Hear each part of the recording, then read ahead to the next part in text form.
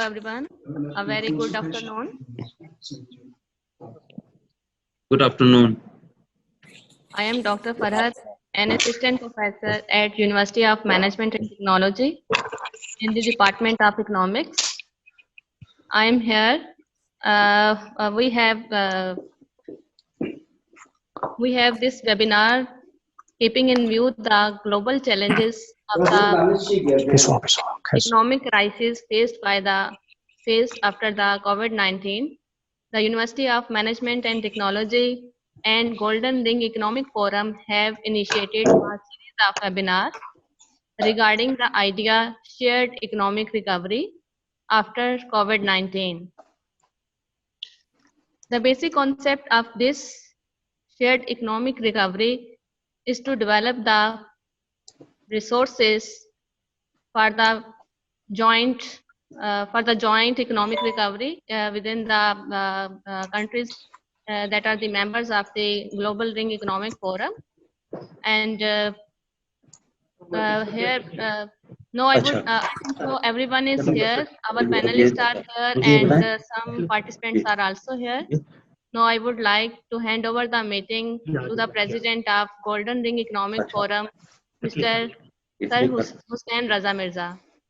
So I would request to Sir Hussain Raza Mirza, please join the meeting and take the meeting.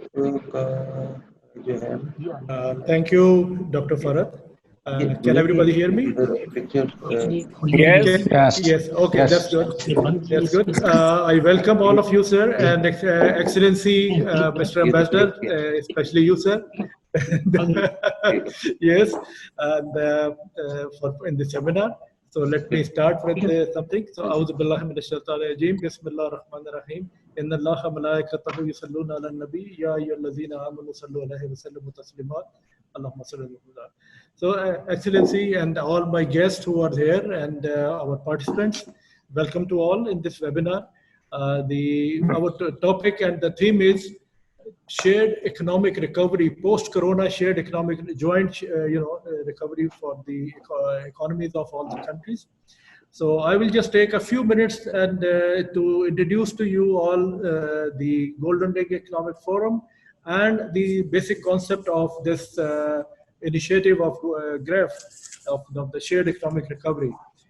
Just to start with, our this Golden Ring concept was initiated, it was conceived back in 2010 that there should be a bloc of 5 countries: Pakistan, China, Iran, Russia, and Turkey. And so we called it Golden Ring. And then these countries, after that, in 2015, we got this organization registered officially and formally.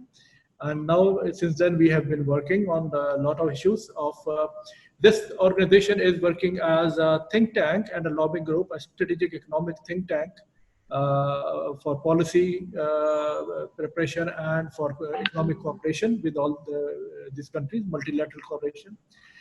So this is what we are. We have been holding several seminars and conferences, and we have been publishing papers on the topics related to this new economic idea, this initiative of Golden Ring Bloc. Now, we have been, this seminar is part of our activities. So there will be a series of seminars. The first one is with our Chinese friends. And we would like to, basically, the concept of this initiative of shared economic recovery is that what happened in Corona, this COVID-19 pandemic, all the economies in the region, they went down pretty bad. So the only country which came up and came out, I will say, of this pandemic very successfully, it was China. So we have to learn from them, and we have to take them as a role model, that how can we come out of our economic crisis due to pandemic. And obviously, then we would like to see that what role China can play in the economic development of these regional countries. Because now, as President Xi has also said, that shared destiny, he talked. So we are also talking in the same line, that shared economic recovery. So we all are interlinked. We are all, we do have borders common, and we are interlinked historically and everything. So whatever we have to do in the region, we have to do it jointly. So success of one country should become the success of the other countries also. So that is the basic concept of this initiative, that we must join hands, we must pull up our resources and proceed to the economic recovery of these, at least this initially, these 5 countries, Pakistan, Russia, Iran, and Turkey and China together. And then gradually we can, enlarge the circle. So this is basically the basic concept of this webinar. So we want to have the first one is with China. We also would like to have one with Iran, with Russia, with Turkey. So in the due time or in course of time, we will also go for those seminars. So now with these few words, I am once again, I'm grateful for to Excellency the Ambassador Mr. Yao Jing for gracing us as the chief guest and our chair of the webinar. And I request now our chairman, General Sikandar, to come and say a few words, and then we will request the chief guest. Thank you, sir. Thank you very much.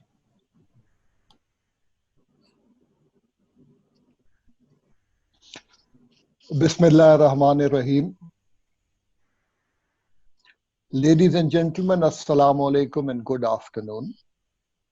As a consequence of the COVID-19 crisis, the whole world was turned upside down.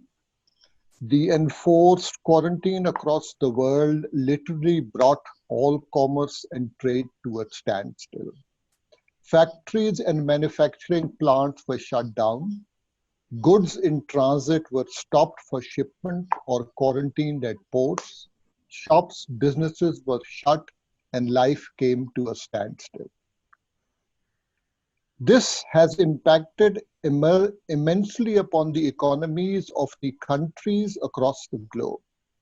Weaker economies, already under stress, came under more stress and affected the lifestyle of the populace. Worst affected were the daily wage earners and low-income groups with no savings. Governments are now endeavoring to meet these new challenges to already weak economies. To assist in this regard, GREF, the Golden Ring, has started a series of webinars on the subject of shared economic recovery, whereby involving economists, businessmen, and government officials to come forward and discuss how countries could work together to regain the lost economic opportunities and overcome this crisis. While on one side we had the crisis because of COVID-19, on the other side, changing global dynamics, political and regional dynamics have also impacted as to how countries would recover out of these economic crises. We see within our region changes taking place. We see the global war that the US has started against other economies, which also impact them. And as a consequence, one fears that it will take some time for the world to come back to what was once the normal. Therefore, it is essential for all of us countries, especially which are regional countries, to come together to assist each other with ideas and opportunities of how we can come out of this crisis. I would like to thank today's speakers and participants for taking out time to join us and hoping for a very fruitful question and answer session at the end. I would especially like to thank UMT for all the assistance they have provided us in organizing this event. Over to you, Hasnan.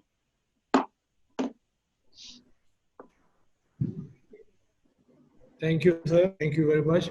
One thing I just forgot, and I have to just, one of our co-hosts, the Director General of UMT, he has suffered a heart attack and he has just gone through a heart bypass operation, so he cannot join us today. He's in the hospital. So let's pray for his early and quick recovery.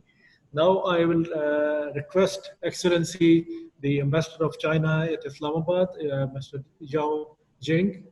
Sir, will you please share your views with us? Over to you, Excellency. Thank you. Thank you. Yeah, President Mirza. And also I have to thank Lieutenant General Secretary of State for your kind remarks.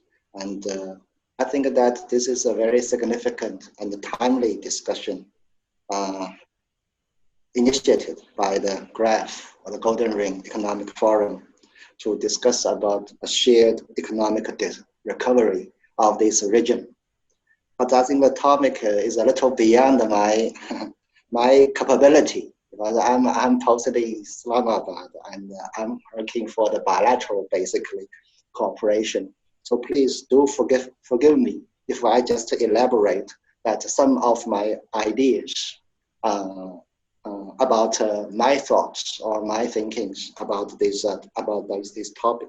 But I'm glad that I see a lot of quite prominent speakers in today's webinar. So I believe that I can benefit and also learn from the discussion of today's forum. Mr. President and the Chairman and the other participants, I think that exactly as you have pointed out, the current challenge posed by the spread of this pandemic, COVID-19, is giving a lot of unprecedented challenges to the development, not only for the countries, nations, but also for the region and the whole globe. So this kind of shared efforts for economic recovery is very much necessary now. So that is why that this kind of discussion could benefit not only for China, for the region, but also because I think it's a very urgent appeal for the global or the members of the international community to think about it and to work for that. I would like to make a few points. The first is regarding current economy in China, the China's economy now. Although that this pandemic is still spreading all over the world now, but China was the first that had suffered. I think that for the first quarter of this year, that this pandemic was, I think basically it is in China, and it was in China, and the Chinese government and people did a lot of efforts to prevent and control it. Unfortunately, now that it is a global pandemic now. So for the first quarter of this year, that the China's economy shrunk almost 6.8%, and this is quite a big cost and setback for the economic development of China. But a little fortunately, that with the efforts of all the society, that the second quarter of this year, that means from April to June, we had a moderately growth of about 3.2%. This is a little encouraging. And right now, although we still have a sporadic and individual cases of COVID-19 in China, but generally, I should say the situation is much better. And almost 80 or 98% of the China's economic entities have recovered, and also they are in the full swing of operation and manufacturing. So the situation, if I say that it is a little encouraging in China, however, the situation out of China is still challenging. The second is that the area we are, or the region we are, or that this golden ring, I think that this is a very, very promising ring if that we look at the resources, geographies, and also that look at the locations and the potentials of this ring. But I would like to make that basically this ring covers a large area of the economic potentials, like natural resources, potential markets, vast populations, and also that is a quite promising future of this. So China and Pakistan, if that we put China and Pakistan in this ring, right now I would like to say that we also have a unique opportunities for our collaboration or Sino-Pak cooperation for a shared recovery of the region. First, Pakistan, I think that the indication has come that you are quite effective and successful in preventing and controlling this COVID-19. Your government, your society have been working very hard to conduct this smart lockdown, and I see that the current indication is quite promising. And your Prime Minister and the government of Pakistan also promised if the situation of this pandemic is much better, then a lot of sectors will be further opened. So this is a kind of, I should say, a promising or encouraging development for the Pakistan. And the second is, I think that with the passage of time, with more technologies or more advancement of the, for example, for the treatment, diagnosis, as well as the vaccine development, that when all these technologies are moving forward, we have more and more hope that in the near future, that we may develop a kind of decisive way in combating or fighting against this COVID-19. And thirdly, that I think just like this webinar, that a lot of awareness or a lot of enthusiasm has been given that on the one hand, we are fighting against this COVID-19. On the other hand, we are preparing and we are working for an economic recovery. Basically, when this kind of pandemic happens, that the survival of the lives, survival of the humanity is at the risk. So that when we are fighting against this COVID-19, we put that the human survival, society survival as the priority.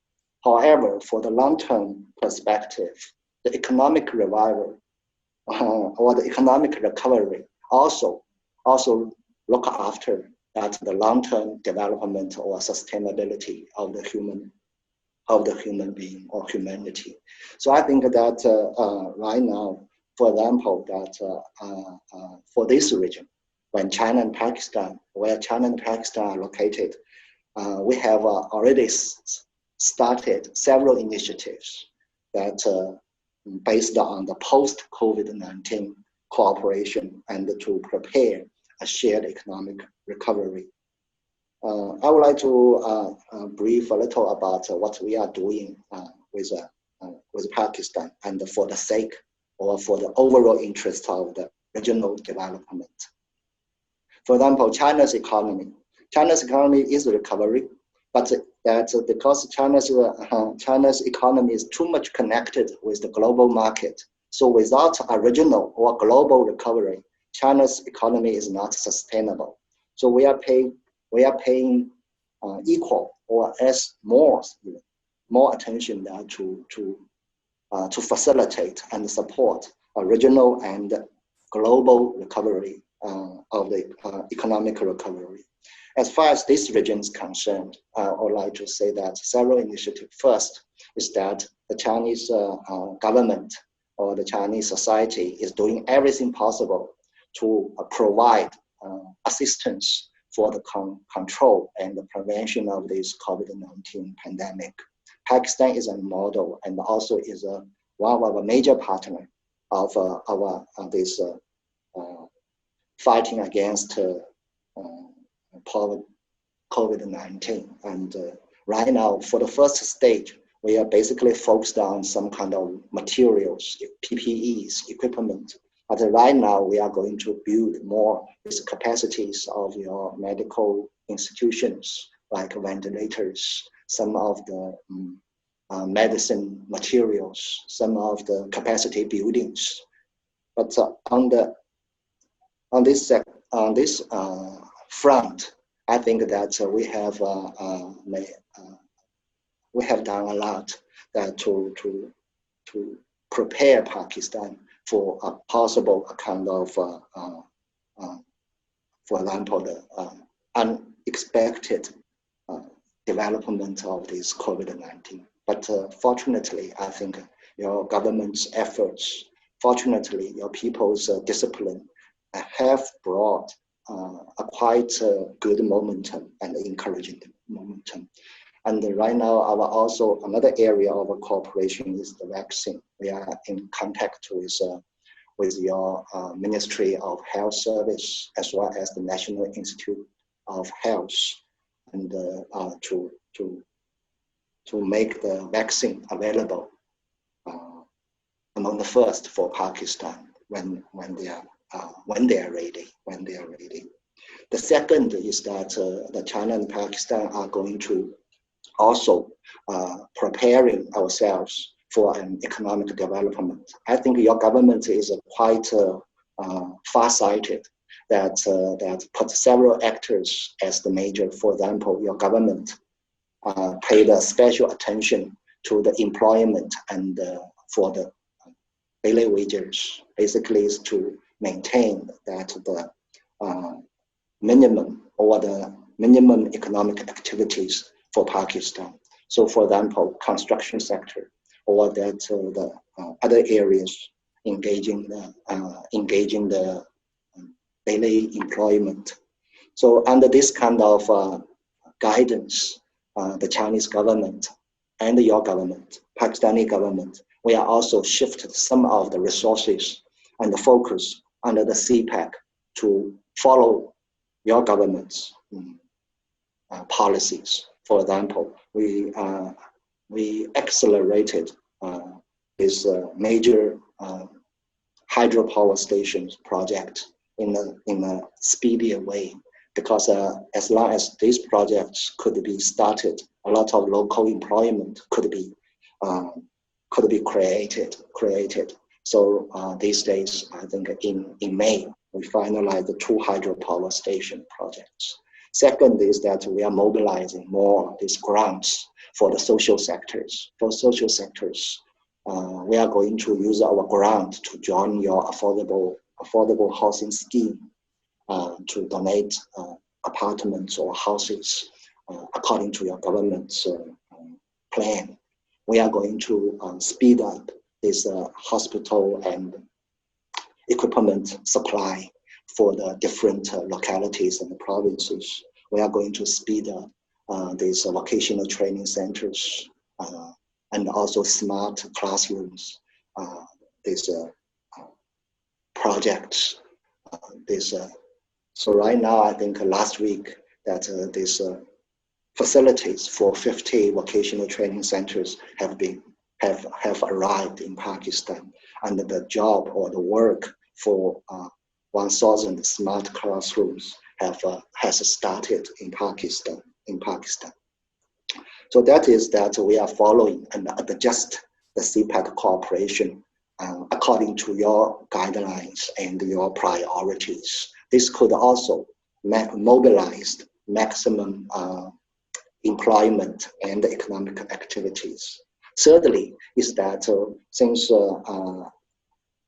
right now we still have about 20 ongoing projects under CPEC, so we are doing everything possible to make these ongoing projects to operate in a full capacity. For example, for these power plants, they are providing 1/3 of your electricity during this period. For example, for these Gwadar projects, the new airport, these vocational center, hospitals, they are all started without any kind of suspension. And they are also providing for the local economic dynamics. For the projects, for example, entire coal mine, they are all in the full swing. And during this process, we ask our Chinese companies, they should not lay off any single local labor or the employment. Instead, they should encourage and expand their employment and the local share of the labor. This is right now. But on the regional level, on the regional level, this CPEC or China-PAC cooperation could also give a lot of potential with the collaboration for the sake of the whole region. As early as in the late June, China and Pakistan, we started several consultations, not only for the bilateral, but also for the regional purposes. For example, we have the trilateral, we call the strategic dialogue between China, Pakistan, Afghanistan. And this is, of course, because the regional dynamics is really quite changing. So the peace process, which I think Pakistan is working very hard, the reconciliation process in Afghanistan is quite encouraging, and we hope that this peace dialogue could start as soon as possible.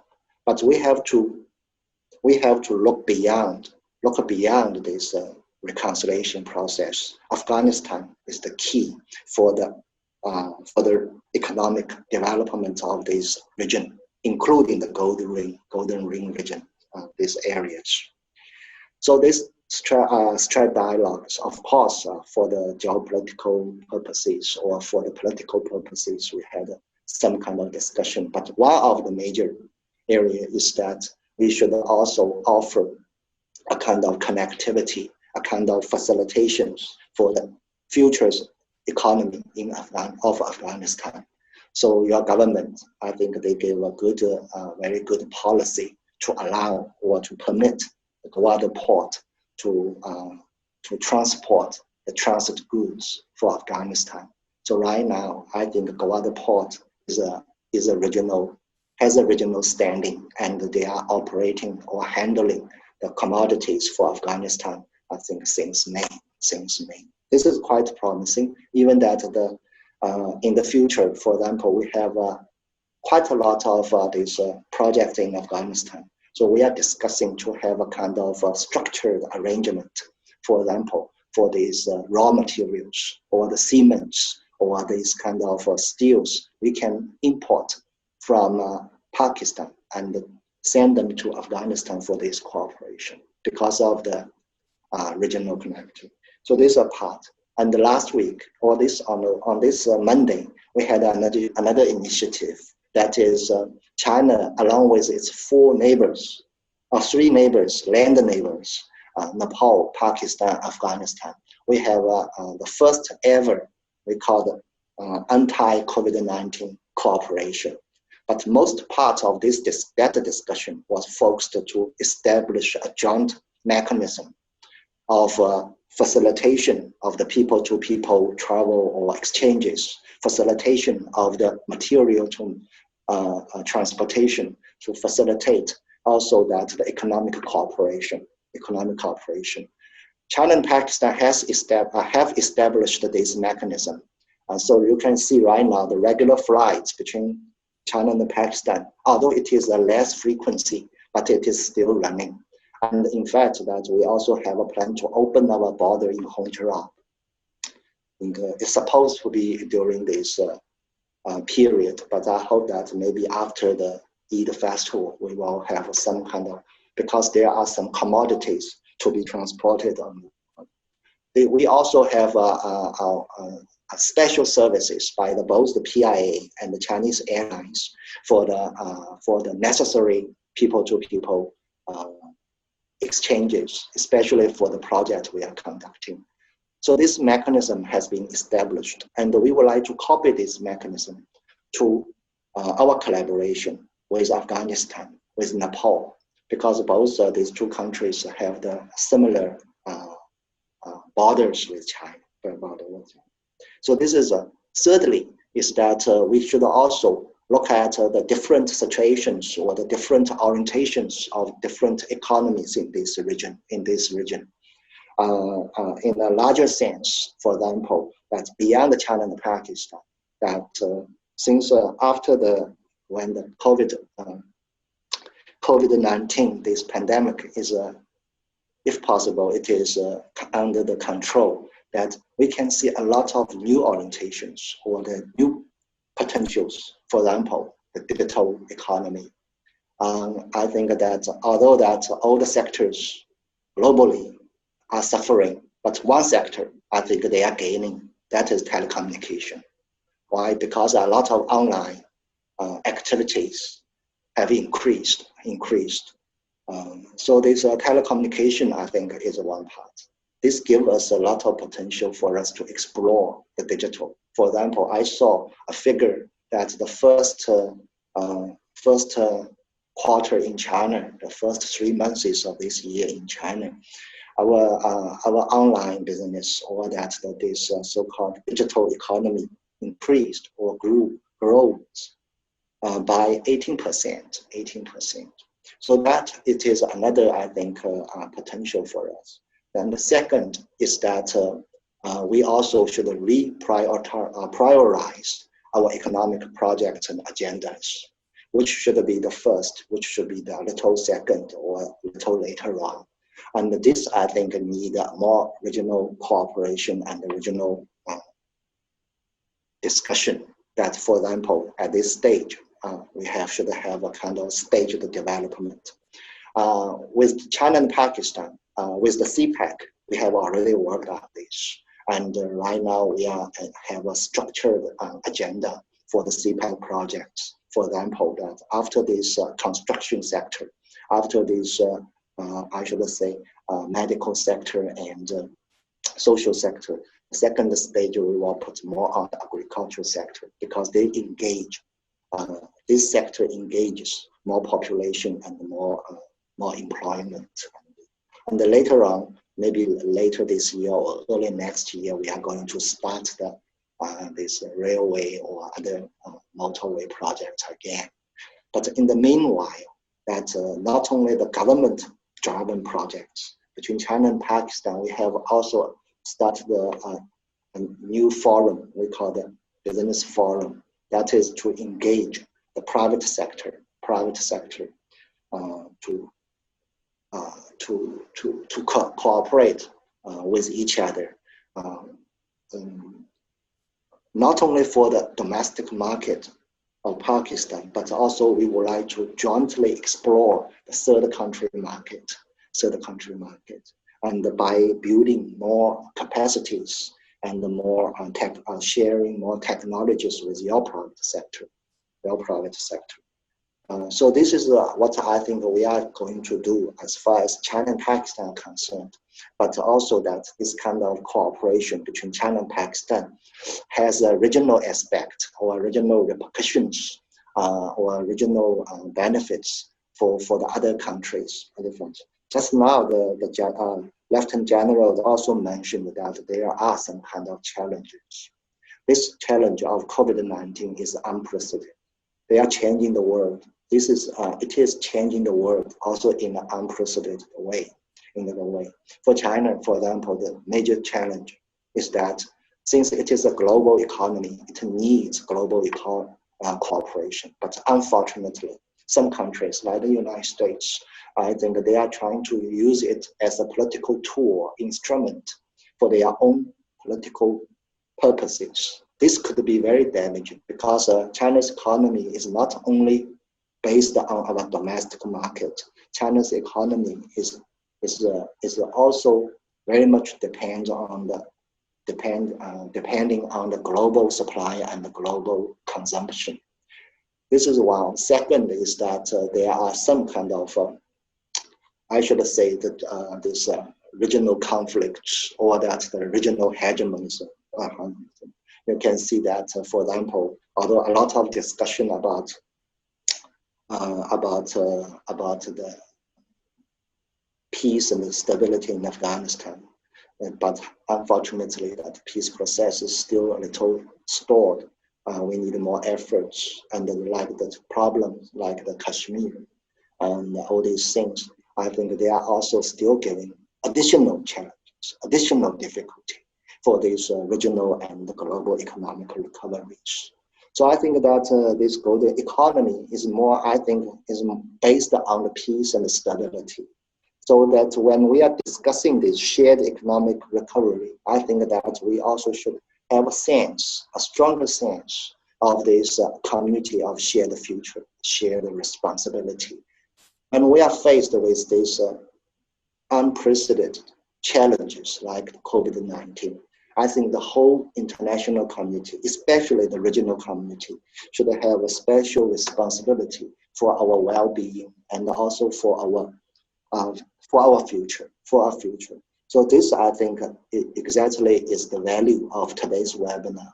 And I would like to just conclude here that by thanking again the GREF or all the other participants for your kind attention and also your kind advice for China's economy as well as for China-PAC cooperation and the regional economy. Thank you, President.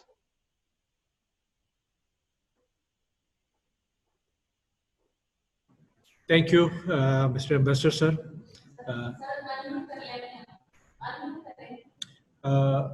Yes, unmute. Can you hear me? Yes. Yes. So thank you, Mr. Ambassador, sir. And you've given us a very detailed overview of the situation and your point of view of your side and that what we are doing together. Now I will, before I hand over to the proceedings to our moderator, Dr. Samad, I just want to recognize we have two senior diplomats with us also. Ambassador Sanaullah and Ambassador Arif Kamal is also with us. I can see them. And we have our Vice President, Mr. Abrar and Mr. Khalid Mahmoud. So they are there. So hello and welcome everybody.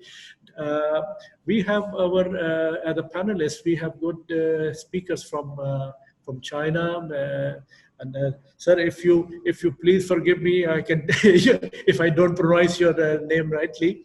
It's Mr. Ching, I think. And then we have Ambassador Khalid Masoud with us. We have Dr. Mr. Almas Heather and Dr. Asin with us. So over to you, Dr. Samad. Now you take over and please proceed further. Thank you. Thank you so much, Sayyid Mirza Sahab. And thank you so much, Mr. Respected Ambassador.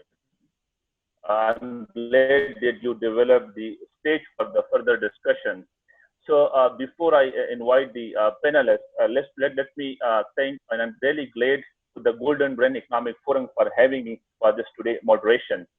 Before I introduce today's panelists, there are a few housekeeping things. Please mute yourself and unmute only when you have asked. And secondly, I request to the panelists, the time allocated for each panelist is approximately 10 minutes. So I would be great that if you can conclude your talk around approximately in 10 minutes, that would be great. Right after the panelist talk, there will be question and answer. And please, the one request for you guys is please highlight to whom you want to ask a specific question. So that would be easy for a moderator that I can address your question directly to the specific panelist. So having said this, let me briefly introduce the four panelists. And this will be the sequence that I will be going to invite the four panelists for today discourse. But please bear with me. I got a long list of your expertise, and I can see you are a very renowned, relevant experience. But what I did to, for the sake of our time, I will introduce you guys very briefly. So please bear with me. So the first panelist for today is Mr. Ching Jung. Mr. Ching is the chairman and the CEO of the Beijing Sky Century Information Technology. He is the director of Sky Broadband TV Network based in Beijing. He is a graduate of management from Peking University, and he is honorary president of the World Chamber of Commerce. And finally, he is also a member of China Public Diplomacy Association. So the next panelist for today's discourse is our respected Ambassador Masoud Khalid Sahab. Ambassador Masoud Khalid Sahab is a senior diplomat of Pakistan Foreign Services. He holds a master's degree in international relations. During his career, respected Ambassador Masoud Khalid served in different capacities in different countries and agencies. That includes South Korea, United Nations, Malaysia, and China. His latest tenure as an ambassador to China, that was from 2013 to 2019, where he was directly involved in all the developments related to CPEC, among other activities that has been holding on during those specific tenures. The third panelist for today's discourse is Engineer Almas Haider. Engineer Almas Haider is the leading advocate of creating an ease for businesses environment in the country, and he has been very influential in improving the Pakistan on ease of doing businesses index. And we got a very good news recently about the improvement in the ease of doing businesses index. Mr. Almas Haider graduated from University of Engineering and Technology. He graduated with the OPM program from Harvard Business School. Along with that, Engineer Almas Haider has many caps to his credit that broadly includes contribution in Engineering Vision 2012 for Pakistan. He was the first president of Quaid-e-Azam Industrial Estate Board, and currently he is the chairman of SPEL Group and also the chairman of the Engineering and Development Board of Pakistan. And our fourth panelist for this today discussion would be Dr. Ahsan Abbas. Dr. Ahsan Abbas is the Senior Research Fellow at the Center of Excellence, CPEC. He has a 20-year of experience in several capacities. He also served at the Planning Commission of Pakistan, Pakistan Institute of Development Economics, Economic Affairs Division of Pakistan, among others. So with this brief introduction, let me call our first panelist, Mr. Chen. Mr. Chen, the floor is yours for 10 minutes.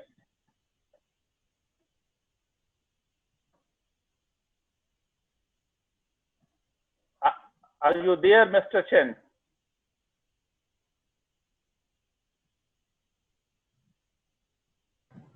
Mr. Cheng, you have to unmute your mic.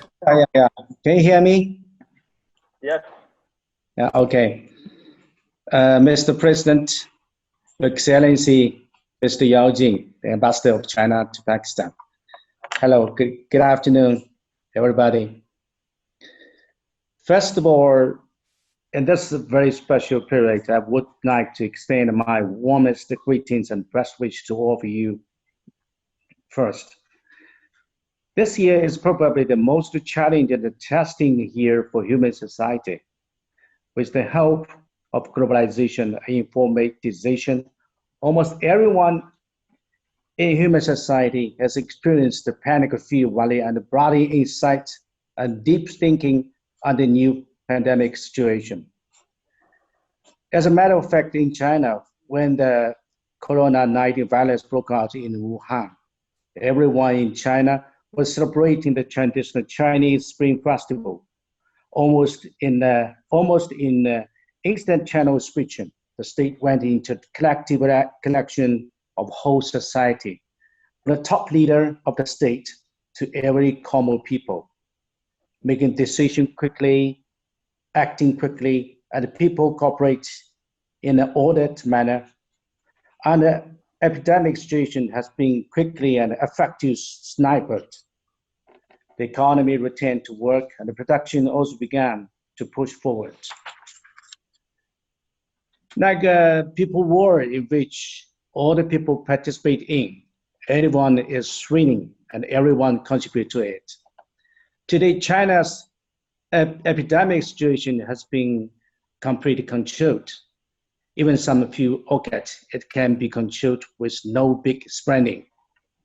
Life has basically returned to normal, and the economy has recovered 3.2%. But when we look back in horror, every Chinese is proud of what our country have achieved, and deeply appreciate and sincerely salute the outstanding leadership of our great country and our great nation. As a matter of fact, I'm afraid that the Chinese people are not the only ones who personally experienced the world's perception of the pandemic. The people of Pakistan and other countries, just like Chinese people, are experiencing and penetrating the world. Yes, Maybe through this century and the world's major human disaster, and what we found, the totally different behavior of the world, people may no longer just pay attention to what they say, no matter how they describe democracy, freedom, and human rights, or the boasting that has been and is going on will be instantly pierced its beautiful appearance, and eventually restore its true colors in the eyes of the people of the world. At this moment, we're very sad for those who are dying every day. Let's pray for them in silence. I believe that at this moment, all souls in heaven can have a clear insight into the beautiful rose of civilization folly and the moral boasting. Today, when we work together to explore the economic recovery of human society under the severe attack of a pandemic, I'm afraid we are not only thinking about mutual economy leverage, mutual linkage of resources, and a mutual integration of a policy. However, we should know the deepest structural problems facing human society through the disaster of all mankind. Only by this insight and awareness and reconstructing the correct guidance leading the times forward can human beings go back to the road of a harmonious coexistence of recovery and prosperity, and avoid repeated natural and man-made disasters. In fact, today's international conference is not only a search for economic recovery, but also a spiritual self-examination of the human society led by civilization.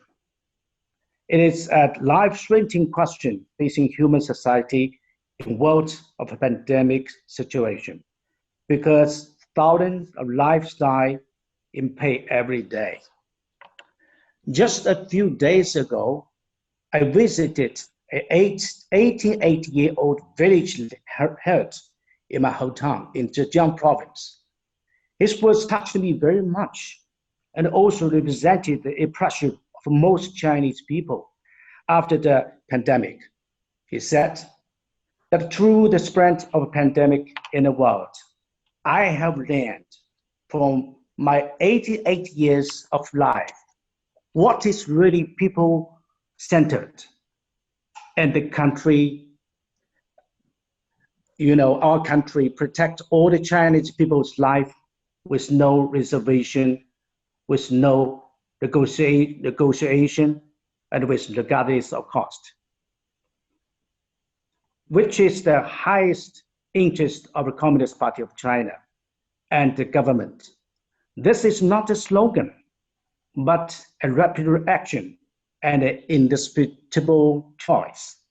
We are more convinced that this is the belief and the fairness that our country and our party always have, because the party and the government of China are convinced of such ruling philosophy. That is, people win, then the country win. People lost, then the country lost. Obviously, today's world has become a community of shared will and woe. And the reality of globalization has no room to be alone. The pandemic situation has more thoroughly and ambiguously interpreted what is the real meaning of establishing a community with a shared future for mankind.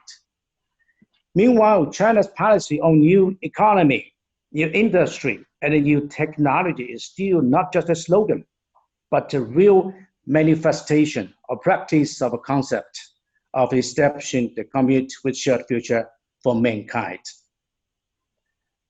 All the aid and response spirit action and initiative of China, together with the world, to defeat the Corona-19 virus, including China announcement that the vaccine of COVID-19 as the human public health products, and give priority to the use of American countries. Yeah, our ambassador also talking about China's new technology, new industry planning in China. For example, the 5G, blockchains, and the big digit technology, and the Beidou satellite navigation system. All this and the digital currency of the Central Bank of China, all this new technology, new infrastructure planning in China, all basis on the new concept of establishing a community with a shared future for mankind. It's totally different from the traditional capital society's pursuit of one-sided and exclusive profit mode. Yes, as early as 200 and 500 years ago in the spring and autumn period in China history, Chinese ancient ancestors put forward the rule of the universe is beneficial to all life in the world. Yes, so I think now the open mind and attitudes to other civilizations of Chinese civilization are the cultural origin leading to the continuous progress of Chinese people, especially the 17 years after founding of New China. Along with the advantage of a traditional culture has been constantly absorbing and integrating the advanced achievement of a different civilization in the world. We have not only explored the road of civilization and progress that can benefit the Chinese nation, but also provide the civilized resource that can be used for reference and shared by the world. The combination of the world's present situation and deep structure determine the future direction of the world, and the structural combination of the future direction of the world also tests the strategic choice and structural orientation of each country, especially great power, because only such combination can bring a country's grasp of the future and the choice of the reality, and even sometimes it may be the painful choices, which can be regarded as the foundation of our country's strategic future. Now let's focus on the Golden Ring Economic Forum. I would like to make a few points. One, Golden Ring is a very creative conception in terms of economy. I think there will be no problem in its operation. Second, however, the key to the effective transformation of a Golden Ring depends on the final strategic position of our country, or our countries. Third, in operation, how to ensure the stability of our countries, including your country, Pakistan, China, maybe is very, very important to the success of our suggestion for the Golden Ring. Fourth, while starting the development of a Golden Ring group, we should also think about how to embed the ring heart. We know Central Asia known as the heart of Eurasia. The long-term and overall province of development of the New World Order landed by the Golden Ring after ring core is embedded. In fact, thinking and arranging the Golden Ring can affect the concern, the support of Central Asia in advance. Finally, my suggestions are as follows. One, I think now is really the time for us, for China, for Iran, for Pakistan, for Russia, for all of us to working together to ensure each other's economic security and stability. Now is the time. Second, in addition, the joint policy of economic cooperation should be an out-of-box solution. I can suggest that. That does not involve the euro and the US dollar. It can be a pure barter transaction, not involving any currency, or through a common currency, which can create a financial impact transmitted through income and profit directly. Third, Pakistan can play an important role in the Golden Ring project, also in the respect for China, Pakistan, and Russia. But how can Pakistan maintain its basic stability at the level of a Golden Ring? Maybe it's a question, it's a problem. I think this is also the question that the Pakistan entrepreneurs and the strategists here, everyone need to answer. Even though it's a weak starting point with a small pace from Golden Ring today, I think it is their destiny to be a reconstruction era of a new world. We believe that by starting from the Golden Ring and then expand to Central Asia, and then to all Asia, and then to Africa, and then to Latin America, and even to all the world. Along with China's Belt and Road Initiative, we definitely will meet the new and bright future of mankind. Yes, we have reason to be full of confidence in the future of a human society from now on. That's all for my speech. Thank you, President. Thank you, everybody. And then later, maybe I'd like to join discussion for some cooperation in the special time for China economy and Pakistan. For you see, now in my hometown in Hangzhou, you know, Hangzhou, Zhejiang province is very close to the Ching Jung River Delta economy zone, is very developed. And as we know, that the government of Zhejiang is now promoting to set up one zone for Belt and Road Economic Cooperation. And our TV Sky TV station also join in this cooperation.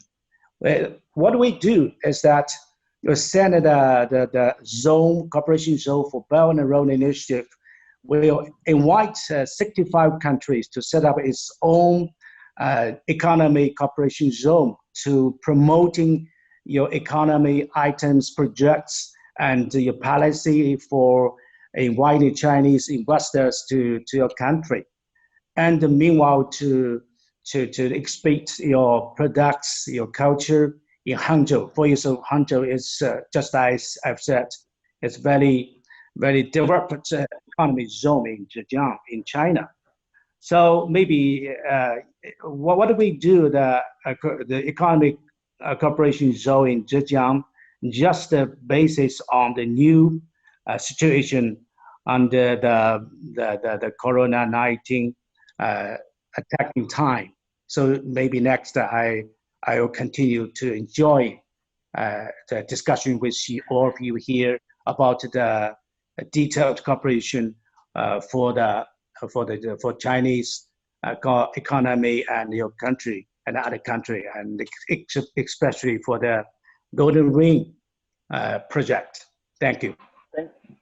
Thank you so much, Mr. Chen, and thank you so much for your very, very optimistic message at the end. And I'm glad that you walk us through the very important key messages. I would say that you very thoroughly and commendably highlighted the unprecedented situation that a People's Republic of China has been facing. And I'm glad that you brought the point that how you can, like slowly and gradually, but now recovery stage with 3-point-something recovery. That is again a very promising message that you brought for us.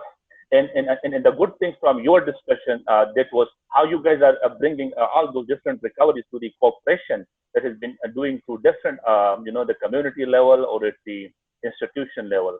So that is again a very clear and commendable. And I appreciate at the end that you highlighted the relevance of the China economic policies. That is how much this is important, not only for the People's Republic of China, but for the region as well. So definitely, before I go to the next panelist, let me now introduce the next panelist for today, who is Ambassador Masoud Khalid. So I already introduced him at the beginning. So now, sir, the floor is yours for 10 minutes.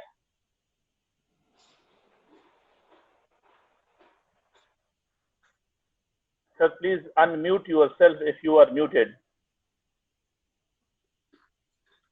Can you hear me now? Yes, sir, I can hear you now. Ni hao to His Excellency Ambassador Yao Jing and our Chinese friends, and Assalamu alaikum and good afternoon. Mr. Chairman, Mr. President, and distinguished audience. First of all, let me thank you for giving me this opportunity to share my thoughts on this important topic.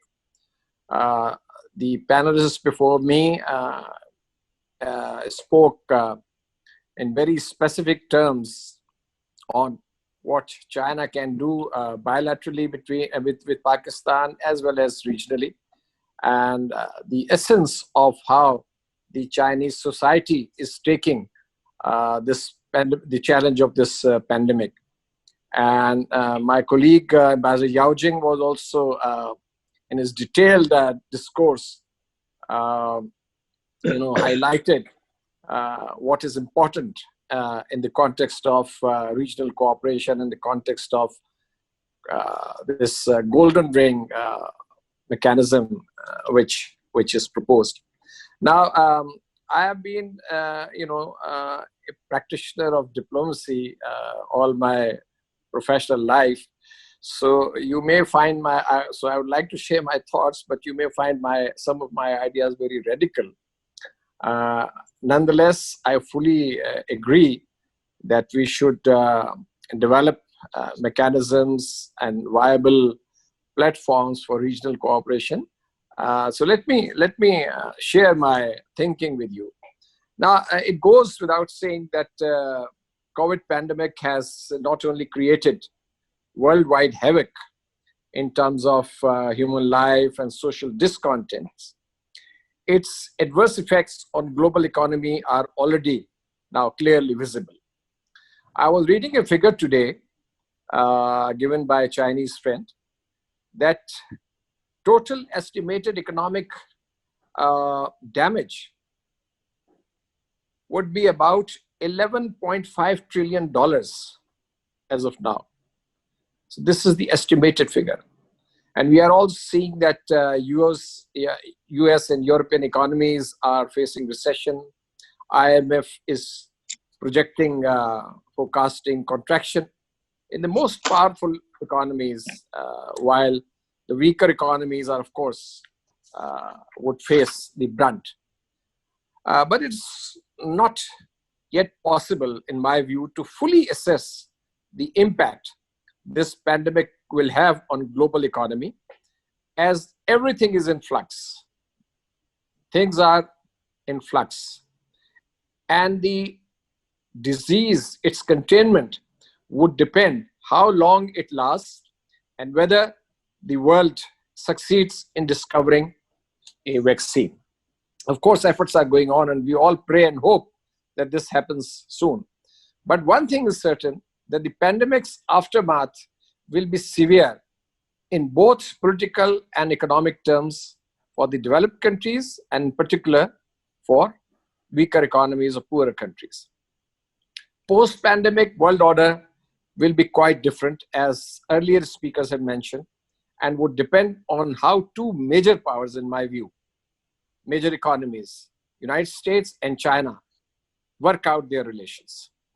The rest of the world will have to make adjustments in their economic and foreign policies. So in that sense, we are living in uncertain times. It is unfortunate that the world, which should have been united to jointly confront this scourge, is witnessing an upcoming upheaval due to tensions between China and the United States. Their relations are now on a roller coaster. Of course, these relations have faced their ups and downs historically, but now they are at their lowest ebb since 1970s, when rapprochement started between the two countries.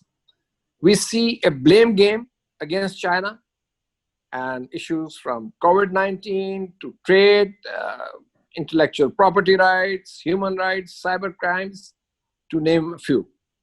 This one-sided campaign, this one-sided tirade against China has been taken to a point of frenzy. China has been declared as a revisionist power, a strategic rival, and US Secretary of State Pompeo, in a recent speech, described China as a threat to international system, a threat to global community. So this US approach has not only divided its Atlantic allies who do not wish to choose sides between China and the United States due to compelling political, economic, and commercial reasons, but it has also created a sense of serious concern in the global community about this, how would I say, this kind of offensive, campaign.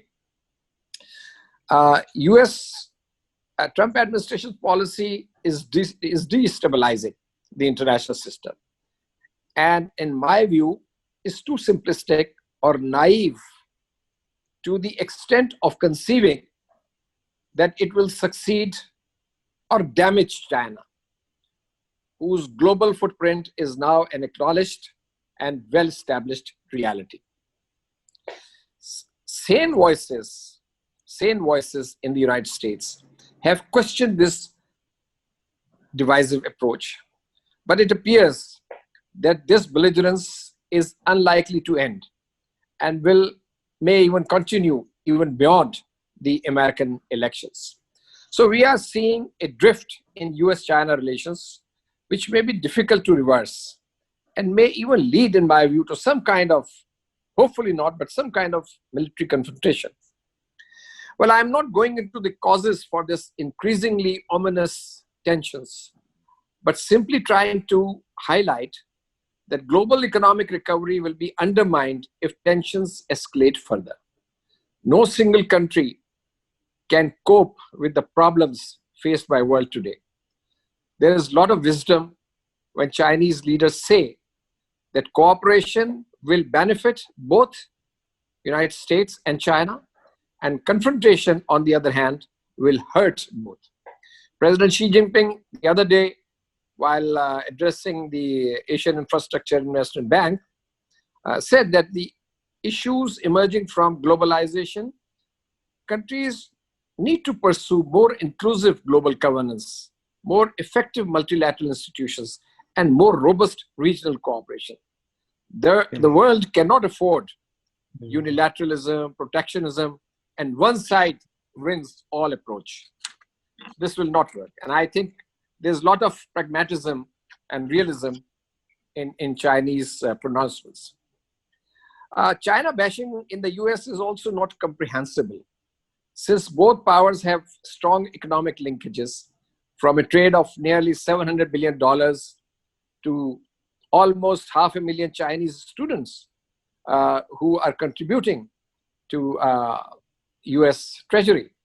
These are just two examples. US businesses are benefiting from economic collaboration with China through export of agriculture products to manufacturing of IT products, joint ventures in automobiles, etc. And US industry is quite dependent on China. So US administration is opposing China not only on bilateral issues, but also on projects like G5, while it is pressurizing, its European partners. And there are other extremes too. US is strongly opposed, for example, to a gas pipeline project from Russia to Germany. I mean, one would have taken a different view if it was only brinksmanship to extract concessions from its rivals. But hostility against China has come down to now, boiled down to serious punitive actions. Indeed, this will lead to more disorder and disarray in international system. Short of pushing the world to a brink, this policy is unrealistic as well as untenable. So this is the context, this is the overall backdrop in which we should analyze the prospects of economic recovery. I feel that regional cooperation based on mutually compatible and mutually beneficial outcomes are the answer. And I very much welcome the spirit of this initiative by GREF. China's Belt and Road Initiative offers one such opportunity for win-win outcomes. Its coverage is extensive and promoting both physical connectivity and people-to-people connectivity between different regions. Of course, Pakistan is a partner in the CPAC, which is this flagship project of Belt and Road, and CPAC's tangible results are before us. Secondly, Pakistan geography provides us to be a natural bridge between different regions, between China and Afghanistan, China and the Middle East, China and Central Asia, China and Africa. So we are at the center of economic activity, which needs to be mobilized regionally. An additional advantage is the membership of Shanghai Cooperation Organization, which offers us another opportunity to utilize that platform for regional economic cooperation. We have excellent ties with China, which is our trusted partner and a trusted friend, and China wants to share the fruits of its development with its partner countries. Our relations with Russia have also improved in recent years. Iran is our neighbor with which we have historically good relations, cultural relations. So all of us wish to see peace and stability in Afghanistan so that the full potential of this region, Southwest Asia, is realized. Indeed, the region will benefit more if another neighbor, big neighbor, India, adopts a responsible attitude and instead of fanning hatred and hostility, promotes cooperation with its neighbors. China and Russia are big countries, big economies, major economies. Central Asian countries, my friend just mentioned that Central Asia is very important, and Iran is rich in hydrocarbon resources. Central Asia is rich. Pakistan also has a huge potential to become a trade and energy hub. Our relevance and importance in regional equation cannot be underplayed or minimized. We have successfully tackled the problem of terrorism. In the fields of trade and finance, energy and water security, agriculture, and food sectors, there are numerous opportunities which need to be explored regionally through collective efforts. This will also help, of course, struggling economies affected by a pandemic. I see a lot of complementary opportunities through cash trade, barter trade, and we have currency swap mechanisms to evolve a viable mechanism for cooperation. Given the capacity and resources and expertise of China and its technological development, I think China can take an initiative to promote such cooperation, which will help boost all our economies. And I must add, is another important point that that apart from state-to-state interaction, we'll have to mobilize our private sectors to their full potential. A regional chamber of commerce can be considered. We can also set up a joint body at the experts level to study prospects of cooperation, which we are envisaging in trade, transport, communications, agriculture, banking and finance, education, and more importantly, health, as well as tourism. We will need to identify those sectors which are beneficial to all partners based on their respective strengths. And I think realistic and pragmatic targets need to be fixed. We can, for example, help Afghanistan to rehabilitate its war-ravaged economy. And Afghanistan is also rich in natural resources, mineral resources that can also be tapped. And Pakistan is already doing it. I think it was mentioned that already the port of Gwadar is now being used happily for the Afghan transit trade this. And so this clearly shows the potential of this port for interregional connectivity.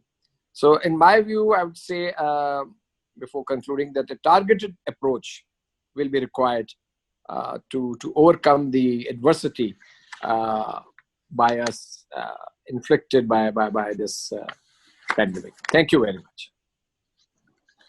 Thank you so much, sir. I think let me very briefly summarize the points that you brought for the discussion. That you rightly mentioned that how the adverse impact basically this COVID-19 brought for us. And in terms of the number, it's a huge, humongous numbers are there. You are perfectly right. The fluid nature of this COVID is again bringing a lot of attention for both the developed and the developing countries, and that is something that is again unprecedented for us. The U.S. and China unrest situation is again a thing that we need to consider, and I agree with you. The repercussion that can bring in for the global trade is again something that needs to be considered. The third point that you rightly highlighted about the allegation against China, perfectly, sir, you are right.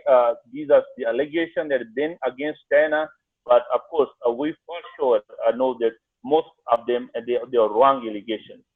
And finally, the important role that you brought for this discussion is the promising role of the China that can play in this region for the economic and political prosperity is a plus.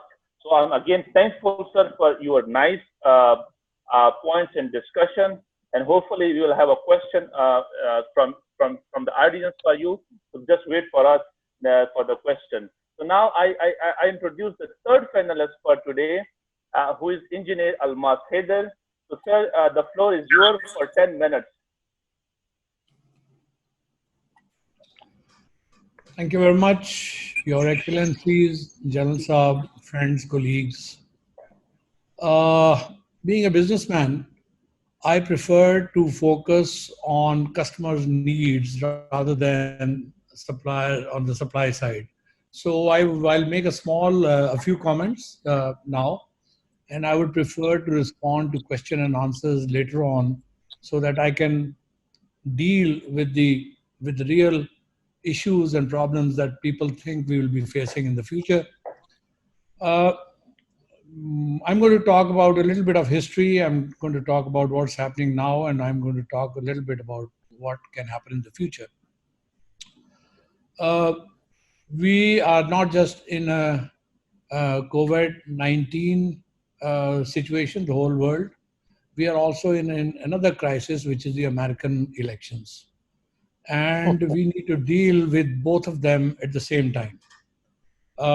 They both may have impacts which we may not like.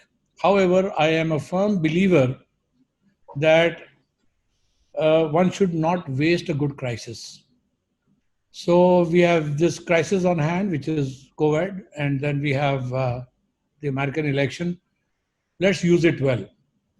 Let me go back to 2015, when the Chinese started coming, delegations of Chinese started coming, and I was the president or acting president of Lahore Chamber of Commerce at that time.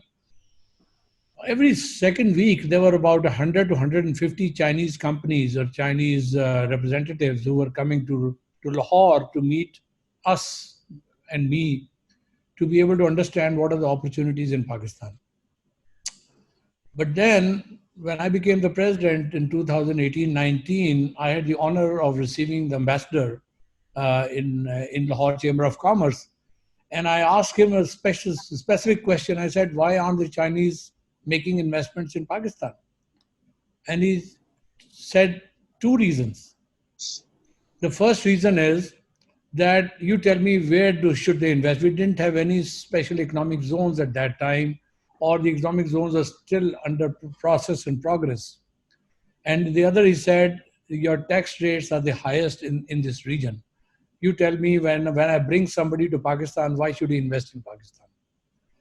Now, with the devaluation that has happened and what has happened in the last 2 years or 3 years, I think a lot of water has gone under the bridges, and this is the time to engage with our Chinese friends, companies on the other side, create joint ventures, bring technology, do whatever needs to be done, and this has to be done as urgently as possible. Up to now, most of the investments that came from China to Pakistan are in infrastructure. And now we have, in some of the places, it's an amazing amount of world-class infrastructure that has been created. And some of those roads that have been built together, it's a pleasure to drive on those roads.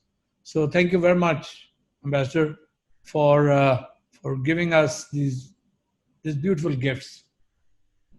However, infrastructure is only useful when there's economic activity on them.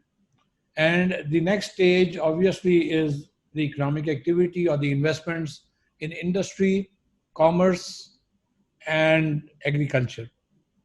I was hearing a lot at that time that the agriculture is going to be one of the focal issues or investments from China.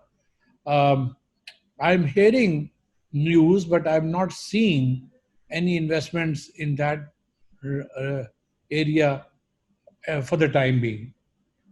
The one area that we have never discussed on any forum is the area of engineering services. Engineering services means helping development in Pakistan. And that is becoming more and more important for us as I go along as the chairman of Engineering Development Board. As I go along, I find that our biggest weakness is engineering design services that we need to set up in Pakistan. We just talked of skill development centers and common facility centers. I think those are needed, but much more than that is a complete comprehensive design capability in Pakistan. If we ever want to go above $2,000 per capita income, we will stay below $2,000 per capita income as long as we bank on agriculture and we bank on the low-level products that we are manufacturing today. We are not building knowledge into those products. It was in the Beijing Forum a few years back that I was asked to speak on skill development. And that's where I really found out what OBR was all about and how we can leverage on OBOR, because once China has built those roads and infrastructure, and we are an equal partner in that. We get all of that free of cost. So we need to put our act together and start working with our Chinese friends so that we can make the best use of it. Recently, in the Engineering Development Board, we developed policies for localization of manufacturing of mobile phones, for example. And there is an incentive to manufacture, assemble mobile phones in Pakistan. Already one plant has been, in the last 6 months, this was only 4 months ago, people started working on it 6 months ago, and already one plant has been set up in Karachi, which is now expanding. They have something like 1,500 employees and growing to 2,500 employees in the next 1 to 2 months. Then there's another plant which is coming up in Lahore. They've already hired 750 people. They are launching their products somewhere in August. And they are also growing, and there are many others who are coming in. So we will very welcome the Chinese investments in the mobile phone manufacturing. There is a good legal infrastructure and a fiscal infrastructure in place for that. We just completed our work on electric vehicles. I think China is the country to work with on electric vehicles. And already I'm getting signals and I'm getting inquiries from many Chinese companies and Pakistani companies who are working with Chinese companies. And we hope that we will see electric vehicles manufactured in Pakistan soon. I'm talking of two-wheelers, three-wheelers, trucks, and buses for the time being. The cars will come probably 1 year late because the policy for cars is still being hammered out.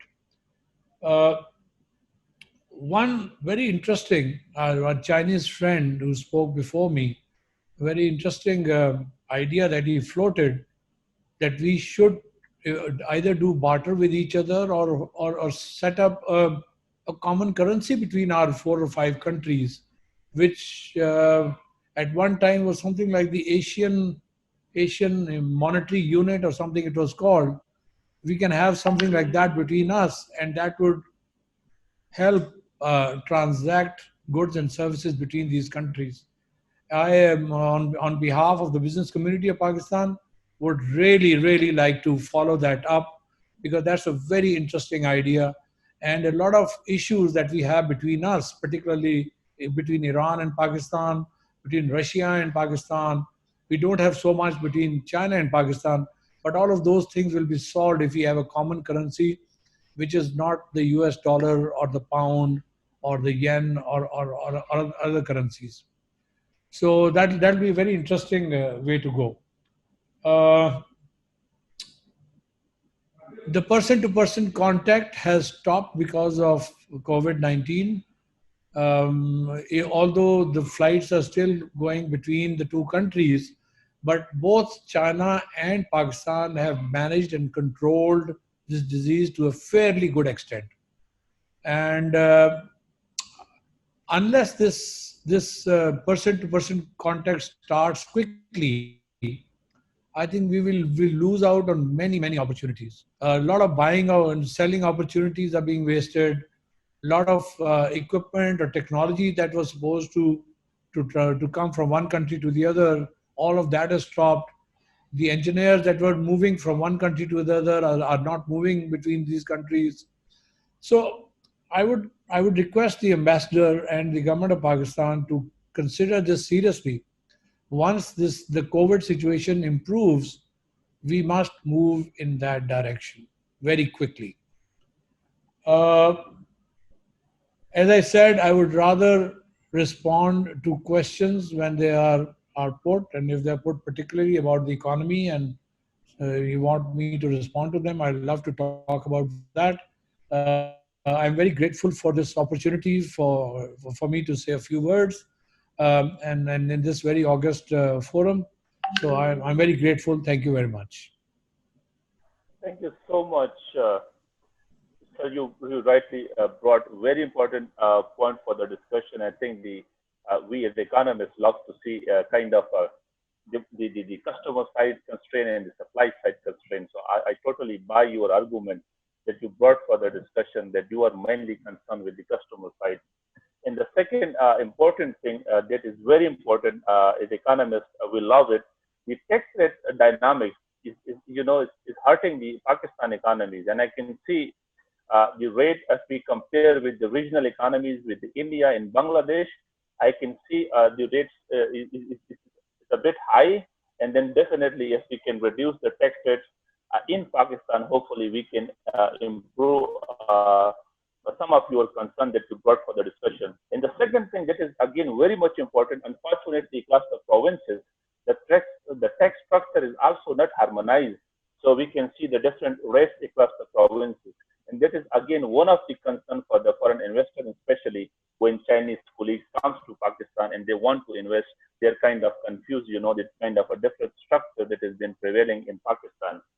I love that you brought the potential area that was, I think, very important, the engineering services and the skill development. These are some of the potential areas, and I think we need to work on this direction.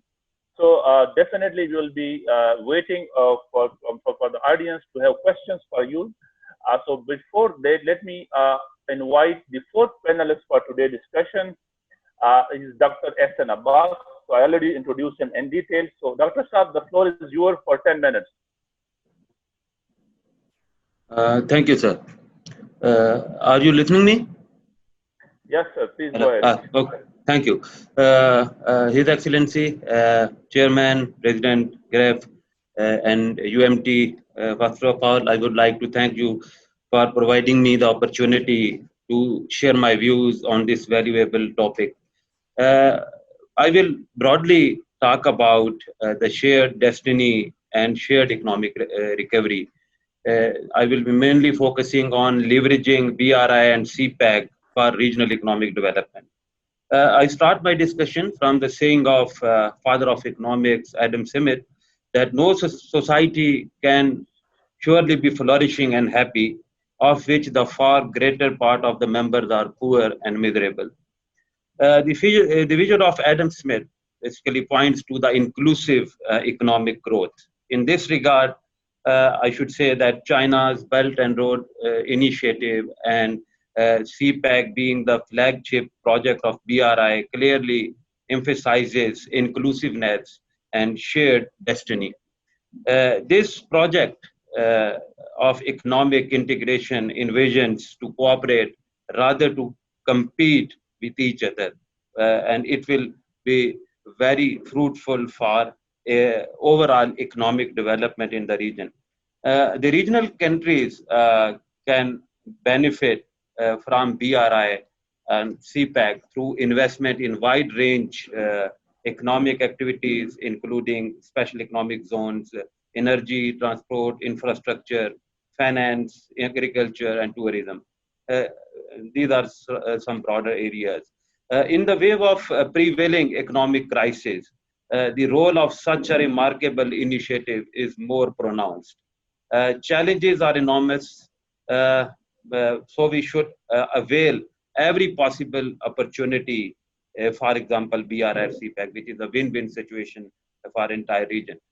The region undoubtedly needs of shared destiny for shared economic recovery. First of all, I will briefly highlight some challenges the world and the region are currently facing. And then I will emphasize how the BRI or CPEC can play effective role in the shared economic recovery in the region or the area of interest. Namely, we are broadly talking about the Russia, the Central Asian Republics, the Middle East, including Iran, Turkey, and like that. So presently, the world is undergoing tough economic conditions. The current world-wide economic stagnation is indicating the almost same pattern in the global as well as regional economic activity for the years to come. So the pandemic of COVID-19 has drastically influenced the lives of masses around the globe. The decline in aggregate demand and supply are causing recessionary pressure, and they are inhibiting the growth across the world. Amid with fear, economic activities have been crippled and displaced. The socioeconomic vulnerability has been increased. The low growth trends in both physical and human investment, income and employment may last short and medium terms.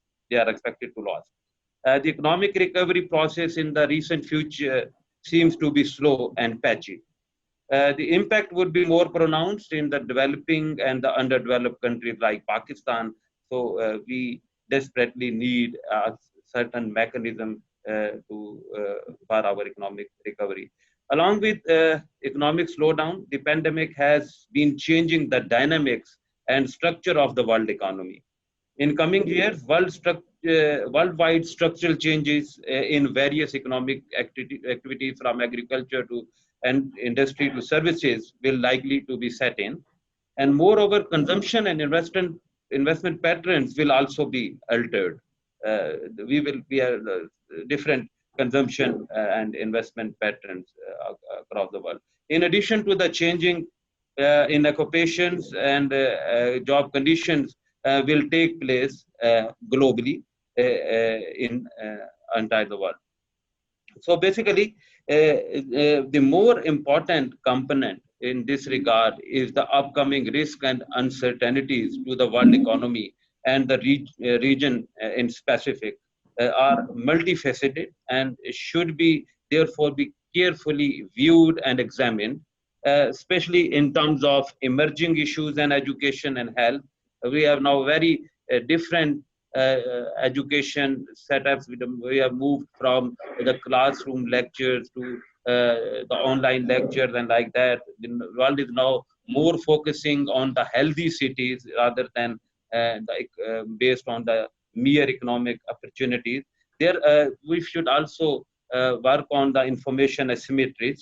There will also be a wide range changes in credit, capital, goods markets, and there will be issues in regulations and governance, because we have to decide, because there are so many trade-offs we will be facing with limited resources, lags in new technology adaptation, struggling with innovation, diversification and competitiveness, especially in the underdeveloped countries, disruption in supply and value chains, globalization and new economic geography. So we must think in these lines.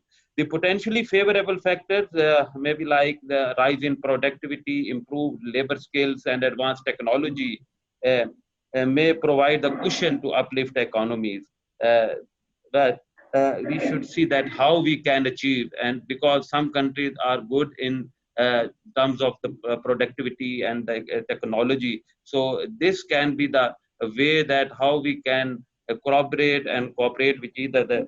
So basically, we keep in mind that these challenges are very high and enormous. So what we should do now? So things are challenges are so much are enormous, but we should never lose hope, and there should be hope for the best. I think, according to my view, the glass is half full. The Chinese economic recovery progress after COVID-19 shock is the fact of the life, and it is also exemplary for the other countries. The more thing which I optimistically I view is the 21st century is the era of the East, and I should say that the center of economic strength is shifting from West to East. The era is symbolized as connectivity and cooperation for common development. The BRI is truly termed as the project of the century, which is basically connecting 68 countries of the Asia, Europe, and Africa. The increasing integration of national economies with the rest of the world in recent times signifies the role of BRI and, of course, CPEC. If we talk about the CPEC, it was initially the 1+4 portfolio, which include energy, rail and road infrastructure, water development and industrial cooperation, which includes the 9 special economic zones in the first phase of under CPEC. And they basically, the spectrum of the CPEC has been broadened in the recent time through inclusion of multi-dimensional areas and sectors. Now CPEC includes trade and market access, industrial development and global value chains, socio-economic development and poverty alleviation, agriculture, modernization and marketing, Gwadar Isle City and blue economy, and regional connectivity and third country participation. That's why I'm saying that CPEC is inclusive. It welcomes all the countries. So notably, CPEC enhanced connectivity among the China, Russia, Central Asian Republic, South Asia, Middle East, and Africa. And this project, of course, will provide a wide range opportunities in various economic sectors.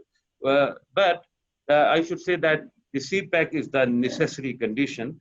We must keep in mind that the efficient and effective utilization of available resources and endowments of the region, coupled with proper execution of CPEC projects through exploiting the untapped potential in the region based on comparative and competitive advantages of the partner country or the counterparts.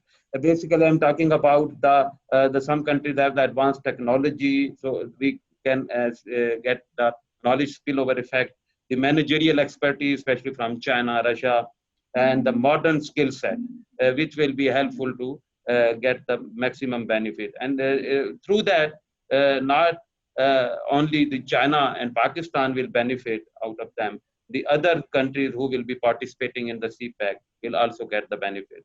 Some important areas of cooperation in the key sectors where BRI and CPEC can play the effective role includes the cotton and textile, construction material, marble sector, cereals, fruits, nuts, seafood, minerals. Please conclude, Hassan. We are running out of the time. 1 to 2 minutes, sir, Right. if you permit me. Education and health, telecommunication, IT, e-commerce, banking and finance. For this purpose, regional cooperation and coordination are the must needed. Undoubtedly, if we work together, we will grow together. This can prove to be the most valuable resource to drive economic growth in the new world after COVID-19.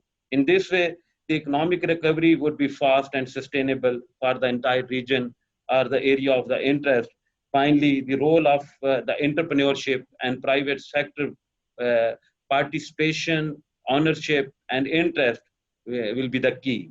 And then we can reap the few benefits or the fruits of this valuable project. The role of people-to-people connectivity and business-to-business connectivity will play the integral role for the future economic development in the region. Thanks a lot. Thank you so much, Dr. Hassan Abbas. It was really great for your very productive thoughts. And I'm glad that you brought the CPEC role in the economic prosperity, and no doubt it's something that we are really looking forward for the role of the CPEC in the Pakistan economic development, along with, of course, with the regional economies as well. The very important point that you brought for the discussion, that is the inclusive nature of the development. And let me share with you the People's Republic of China. They are currently working on their 14th five-year planning document. And one of the key features of this whole document is their inclusivity. So I don't want to go to the detail, but it's very important. It's part of the China next 5-year planning document. And at the end, the digital perspective of the digital future is again very obvious. And the respected ambassador at the opening remarks, brought that how much it is important, not only for our economy, but we can clearly see their role in the Chinese economies as well. We at the CAREC Institute recently completed a study on the digital infrastructure in the CAREC region. And unfortunately, Pakistan has a lot of landscape, I would call them, issues are there, especially the regulation issues are there. But the time hopefully will come that we will overcome the regulatory, that is like overburden regulation in Pakistan. I would say it's more than 50% our market is, the rest of the economy is over-regulated. So hopefully by creating the voices like you have been brought us, will bring some changes in this whole discourse. So I stop here and let me quickly ask the questions and a question from the audience. But before I ask the question from the audience, I already got a question from the first question is from Mr. Ebrar Ahmad, who is the Vice President of the GREF, and he is the Chairman of Pakistan Chemical Manufacturing Association. So, sir, please kindly to ask a specific question, and to whom you want to address your question, that would be great. Thank you very much. Thank you, Excellency, and respectful participants. I have some comments. Like Mr. Almas, I also belong to industry, and what I see as a route for social development is working together. Pakistan, China, and the regional countries to work together. Vocational training is a very important tool, like the Excellency Ambassador, he mentioned in his speech that we are setting up some vocational training institutes in Pakistan. But Pakistan, I think among the BRI countries, Pakistan is one of the biggest, population, and we need, vocational training institute in a large quantity. I think we need to train about 10 million students every year to be able to,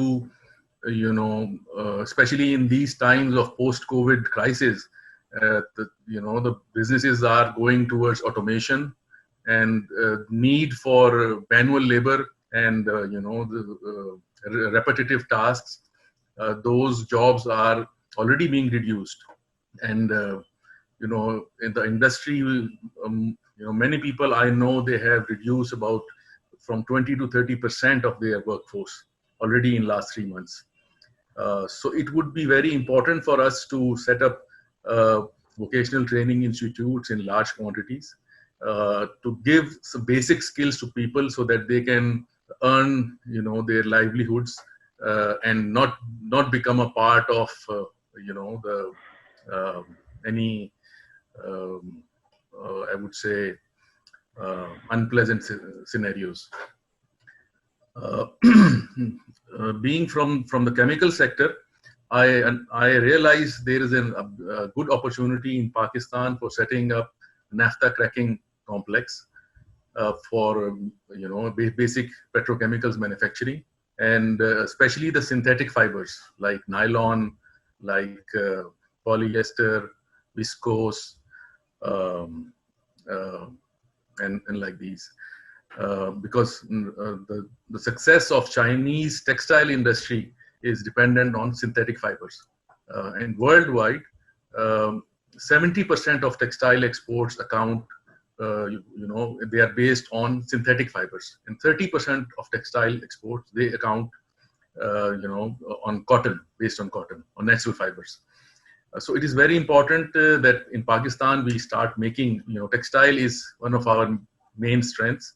And if we start producing synthetic fibers in Pakistan, we can support this basic industry in Pakistan, and it can increase revenues for the country and increase the jobs. One area is coal-based technologies, from coal to chemicals. China is very strong in these technologies, and we think that we should join hands. Pakistan has a lot of coal, of different qualities of coal, especially in Thar Desert. We look forward to joining hands with companies in China which can do joint ventures, in the field of coal technologies. Another area is steel. We have iron ore in Pakistan, and we need to develop organized steel mining, iron ore mining. At this moment, the mining is is done on the basis of old techniques where it is mostly manual and not with machinery. So it would be very helpful that if we make joint ventures in in the area of iron ore mining. And would you mind to repeat your question or comment? That would be great, please. Yeah. Okay. So these were some comments, and a last comment is small steel mills, setup of small steel mills, and linkage of Chinese universities with Pakistani chambers and associations for technology transfer. These are some areas which we think can be helpful in both ways, economic development. Thank you very much. Thank you so much.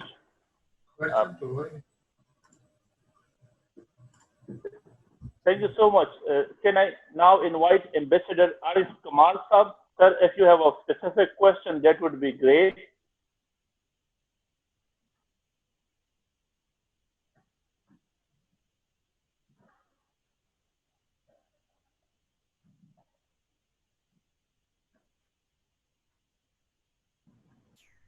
Ambassador Arif Kamal Sahab, you need to unmute your mic.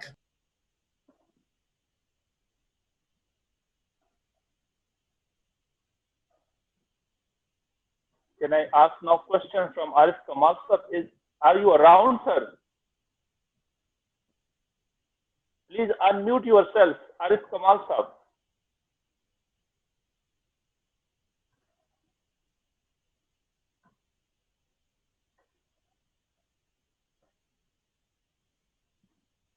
Let me ask question from Ambassador Mia Sanaullah sir. Sir, are you there? Thank you. Please go ahead, sir. Basically, a small remarks of thanks to all the speakers. The information supplied or given is excellent and solid, and I appreciate. Now the question is, geopolitics continue to forestall the slow recovery. If that is the case, if all the indications given by IMF, given by other agencies, is that next year economy would be slow and the problem would continue and it is uncertain, how we can and how can we register improvement in rule-based global economy and its impact on regional understanding and connectivity. For me, in my view, the scope is limited and we cannot put the entire responsibility on the Chinese economy or on our I would say strategic partner, which is China, trusted iron brothers. We cannot. We have to take up some responsibility which is not forthcoming from other regional partners of this golden ring. I would like my colleague Ambassador Masoud Khalid to react or to it. Also, I would like Ambassador of China to speak about it. Thank you. Thank you so much, sir. Before Ambassador start, I would be glad if you can briefly reply to this question. That would be great. Should I, or are you asking Ambassador Yao Jing? Sir, please go ahead. You go ahead, and then I will ask. I think it's a very good question by Ambassador Sanaullah. He's right that you have to have the political will to actualize any project or any venture. And this, when we are talking of cooperation between 5 countries whose economies differ in size and scale, I mean, in a big way, we have to start from a minimum common denominator. That's why in my intervention, I suggested that we should be pragmatic. We should identify those areas which are mutually beneficial, which are mutually compatible based on respective strength of these countries.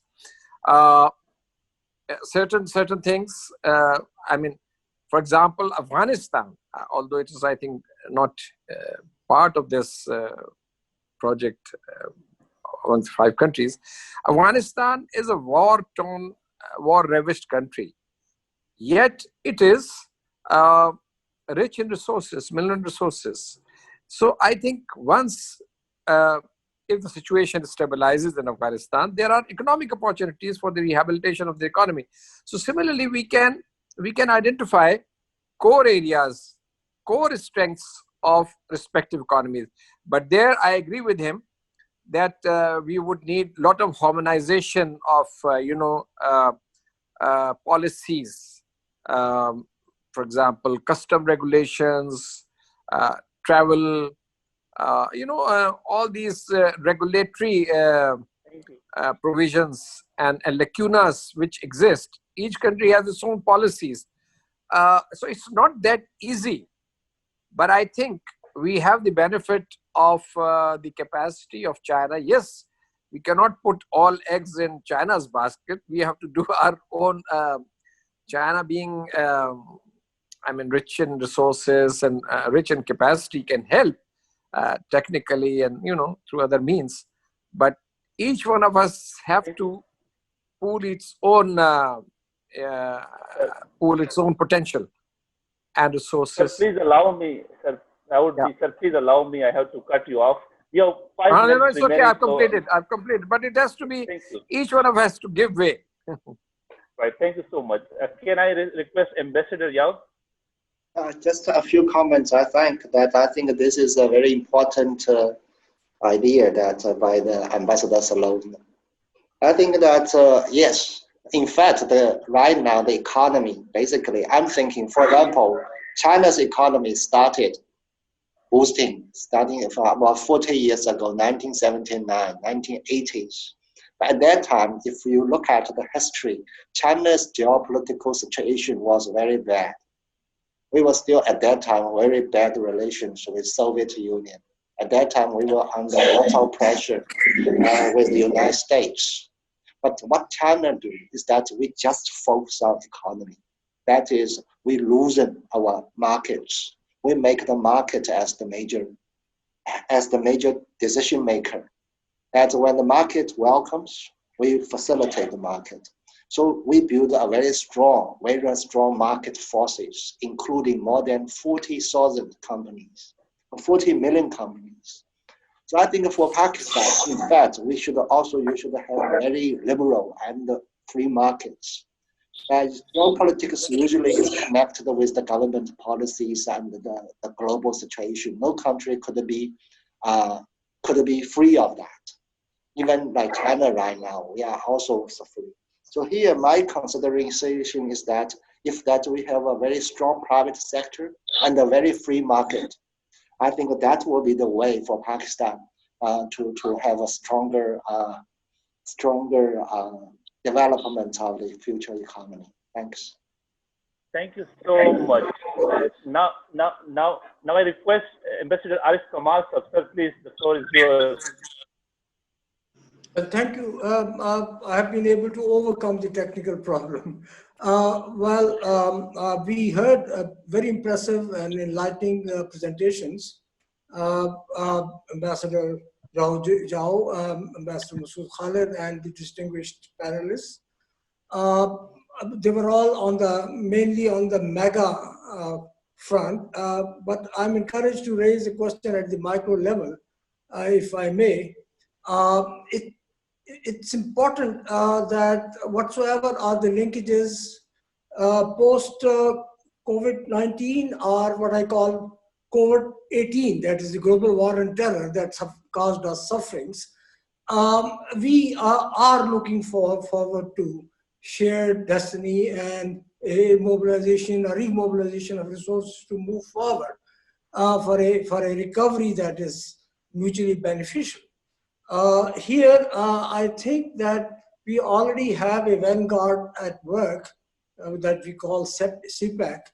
But for my question are relating CPAC and long-term sustainability, and the impact relates to the stability, peace, and progress of the region through which the CPAC happens to zigzag and pass on to Gwadar Port. And I think that the terminal point is very large enough in area, but very small in population. And I think His Excellency, the Ambassador of China, would know what development would cause. It causes a lot of demographic changes as well, and that are inevitable. And one cannot hope to wait for the mega level projects to mature and then cause filter down effect at a population that is small but critically important. So from my standpoint, stability doesn't mean the political regime running those areas. It means the sense of participation and the level of engagement that comes with those people. And I think from that standpoint, one sector which Ambassador Masoud Khalid also pointed out and is the social sector. But I thought that compared with all those sectors, starting from infrastructure to power generation and to other. The least attention in terms of size is paid to the social sector. Well, I know of small example that once the coastal highway was built from Karachi to Gwadar, the population itself started inventing what is meant by basic primary entrepreneurships. Even how the tire is to be repaired, how the engine is to be. But if the social sector is limited to certain fixations, of the kind, then I think the Baluch population and the other areas along the west of Indus will have to wait for another 30 years to get the filtered down effect. So I think the jump start for this, in my particular view, but if is agreed with by the two distinguished ambassadors, if they wish to answer, as to how we can enlarge the scale and the impact of the social sector activism. Thank you. Yeah, thank you. I think this you have a very good understanding, but my thinking is a little different. I still remember in 2001 when our Prime Minister came to Pakistan at that time, and he was in a discussion with President Musharraf at that time, 2001 in May. And Musharraf was persuading that the Chinese Prime Minister at that time that China should build this Gwadar port. And he gave us the reason. Is that Pakistan had a very ground development plan for the region, for Balochistan. But the major part is that they need a port in Gwadar because it's naturally a deep sea water or deep waters port. So I think that is the starting point. And so at that time, our Prime Minister also agreed because there was also some discussion of some free zone and so this is some kind of, I think, examples I remember that same position as the CPAC. It's a CPAC. And that in 2013, when the CPAC, this conception started, in fact, it was at that time your government, I think, the previous government had also a plan called the Pakistan 2025 or something like these things. So in fact, CPAC or this Gwadar port, in fact, it should be a kind of instrument or tool for your more grander development plan. But right now, there are some kind of thing, put everything in the CPAC. CPAC instead becomes a kind of a development plan or the future of the whole Pakistan zone. So this is a little, I should say, is a little different from our design or our original purposes. That CPAC or the project under the CPAC is a ingredient or is a part of your development plan. Social sector or the Gwadar port, I think exactly the same thing. That, for example, for the first stage of the CPAC, a lot of infrastructure projects have been designed and implemented. But definitely, this is not the whole economy for that. We only can offer or assist in the infrastructure part. And the second, when the current government came, so we put the social sector. Right now, the social sector, we are basically working on grant basis. And we have included the 6 areas: education, health, vocational training, poverty elevation, water management, and I think education. So this even $1 billion grant is very limited resources. We can only touch a very few. So basically, the social sector is a kind of resources that your government should accommodate in a certain area. For example, in the just now that you have the comment that some chambers should have the scholarships for the engineering sector. So we offer the 20,000 scholarships, but it depends on kind of how to distribute and how to use. So, sir, my understanding is that for the CPEC should be that utilized by your planners, by your economic leaders, by the private sectors, and it should be guided by a development plan by the Pakistan first, that social development, economy development, industrial development, agricultural development. And the CPEC is for me, or for the Chinese side, is a channel, a platform to get more resources, get more attentions, get more, I should say, technologies to be adopted, to be used here. But if that we adopt in a reverse way, that how can CPEC help the Pakistan social sector, or this is, I think, a little too much or overburden the CPEC for the current state. For the social sector, right now, definitely we are going to these areas, but I think that this is only a supplementary part of the of your whole social development plan. So this is my understanding. Thank you so much. Thank you so much, respected Ambassador. So last question, that is from Kandil Abbas, and sir, I request please be very specific. So we are already running out of the time, sir. Please, the floor is yours. If you are there, please unmute yourself. Kandil Abbas. Okay, thank you very much for sharing wonderful ideas. Am I audible? Yes, sir. Please go ahead. Oh, thank you very much for sharing wonderful ideas. My quick answer is to His Excellency Ambassador of China. As we are talking about shared economic recovery, I am wondering what will be Chinese perspective that on the one hand, China has already started joint venture with Pakistan, and on the other hand, China's strategic partnership with Iran is also under consideration, that is around $400 billion. So my question is that what is Chinese perspective about linking China-Pakistan partnership with China-Iran strategic partnership? Okay, I think, yeah, first of all, I have to make it clear that the media report about this $400 billion, this kind of strategic plan, I think this is something just not finalized as far as I understand. But both are like countries, Pakistan and Iran, are important partners for China because I think they are all the major regional countries.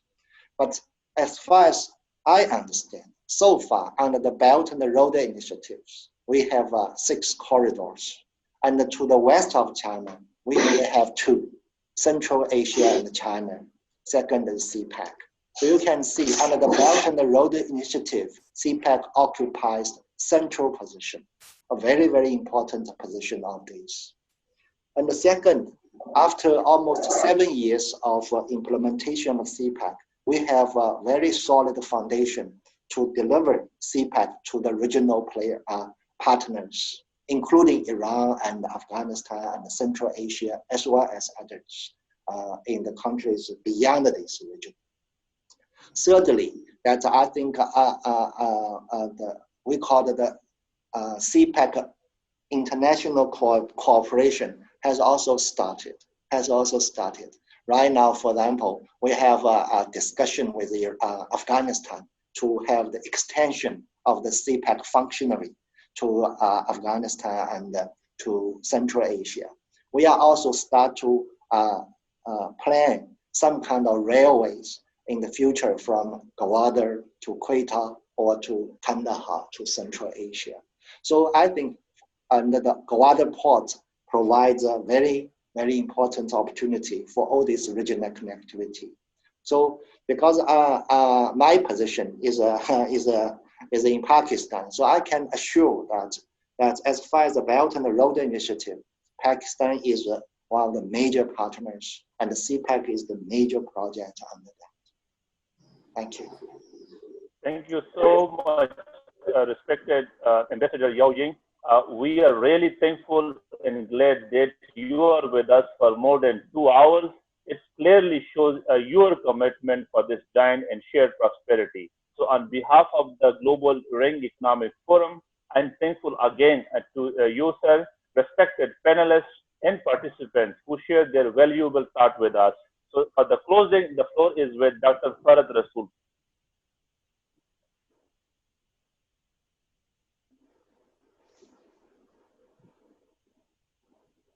Are you there, Farhat?